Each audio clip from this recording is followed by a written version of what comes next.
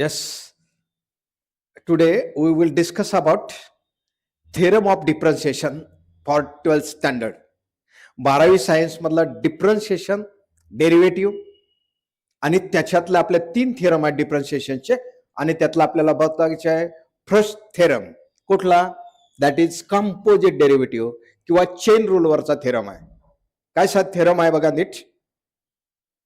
If y is equal to f of u is a differentiable function of u, म्हणजे y हे यूचं function आहे and u is equal to g x is a differentiable function of x, म्हणजे y हे यूचं डिफरन्शिएबल function आहे आणि u हे एक्सचं डिफरन्शिएबल function आहे. म्हणजे बघा y is the function of u आणि u is the function of x. y हे कुणाचं फंक्शन आहे, यूचं. u कुणाचं फंक्शन आहे, एक्सचं. असं असेल तर we have to prove that dy by dx is equal to dy by du into du by dx हे प्रूव्ह करता येतं. काय प्रूव्ह करायचं आहे, we have to prove that dy by dx is equal to dy by du into du by dx. Clear. आता काय करायचे बघा, y is a function of u. y हे कुणाचं फंक्शन आहे, यूचं. म्हणजे कसं, y is equal to sine u, म्हणजे y कुणाचं फंक्शन झालं, यूचं. आणि u is equal to log x, म्हणजे u कुणाचं फंक्शन झालं, एक्सचं. y is a function of u आणि u is the function of x, म्हणजेच काय झालं, y is the function of u आणि u is the function of x. Then we can write dy by dx is equal to dy by du into du by dx. आता बघा, y कुणाचं function आहे, यूचं. u कुणाचं function आहे, एक्सचं. म्हणजे x मधला change delta x झाला तर y मधला चेंज काय होईल, डेल्टा यू. आणि u मधला चेंज हा डेल्टा यू आणि y मधला चेंज डेल्टा वाय. काय बघा, एक चेंज झाला की u चेंज होईल, u चेंज झाला की y चेंज होईल, कारण y depends upon u, u depends upon x. X मध्ये चेंज झाला, u मध्ये चेंज होईल, u मधला चेंज झाला, y मध्ये चेंज होईल. म्हणजे काय म्हणायचं मग, एक्स मधल्या चेंजला काय म्हणायचं, डेल्टा एक्स. यू मधल्या चेंजला काय म्हणायचं, डेल्टा यू. आणि वाय मधल्या चेंजला काय म्हणायचं, डेल्टा वाय. आता ते राईट कसं करायचं ते समजून घ्या.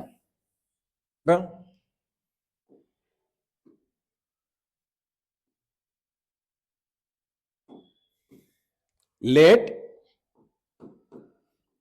Delta x be increment in x.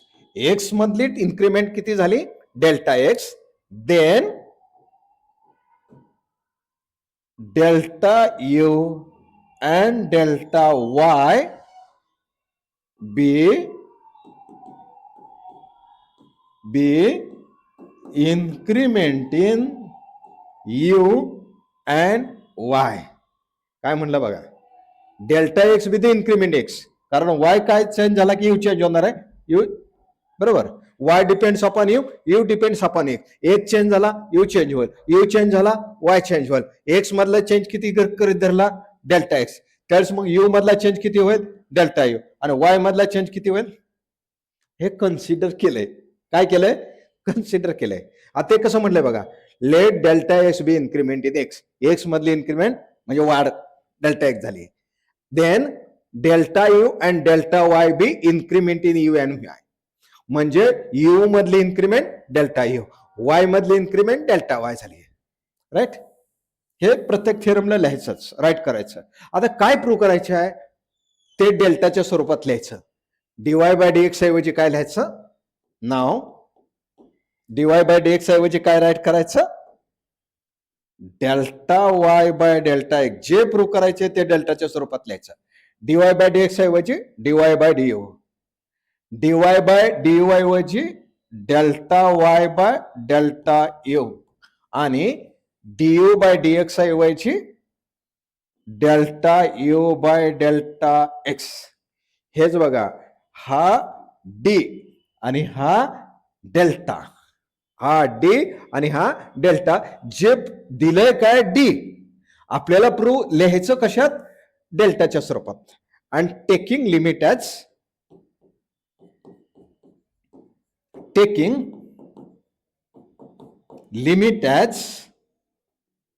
Delta x tend to 0 both side,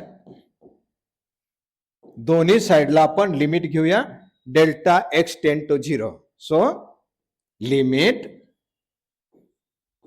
delta x tend to 0 delta y by delta x is equal to limit delta x tend to 0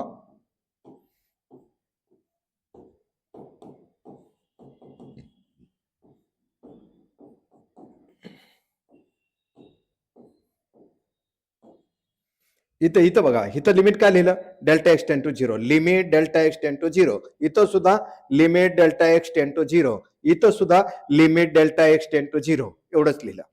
पण आता limit समजून घ्या, इथं डिनॉमिनेटर काय delta x, म्हणजे delta x tend to 0 पाहिजे. इथं बघा डिनॉमिनेटरला काय डेल्टा एक्स, म्हणजे limit delta x tend to 0 पाहिजे. आणि इथं बघा delta y by delta u, इथं काय पाहिजे होता डेल्टा यू टेन टू 0, पण आलंय काय डेल्टा एक्स टेन टू 0. मग आपण काय करायचं, डेल्टा एक्स ऐवजी डेल्टा यू घ्यायचं. नक्की कळालं बघा.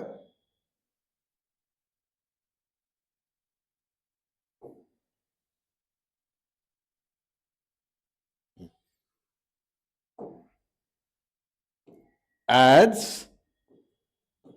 Delta x tend to 0 delta u tend to 0, delta x tend to 0 असेल तर डेल्टा यू टेन टू 0. का, वाय हे कुणावर डिपेंड आहे यू वर, आणि यू कुणावर डिपेंड आहे एक्स वर. तर एक्स मधला चेंज 0 झाला म्हणजे एक्स मध्ये चेंज झालाच नाही, तर यू मधला चेंज काय होईल 0 होईल. कळलं काय म्हणतोय, एक्स मधला चेंज 0 कडे गेला तर यू मधला चेंज 0. म्हणून इथं लिहिलं बघा, as delta x tend to 0 delta u tend to 0. कुठं बदलायचे आपल्याला, ते फक्त कुठं बदलायचे इथं, एवढ्यातच बदल करायचा, कारण इथं डिनॉमिनेटरला काय डेल्टा यू. बघा आता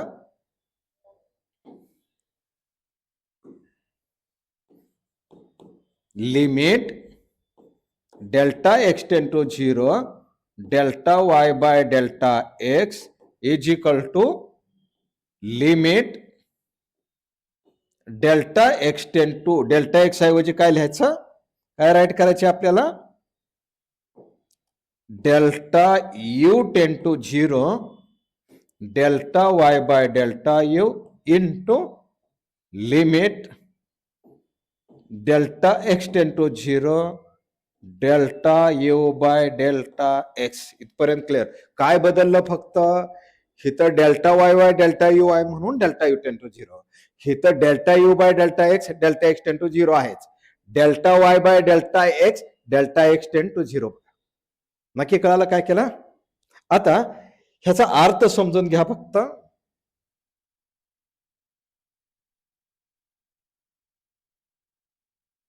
बघा बट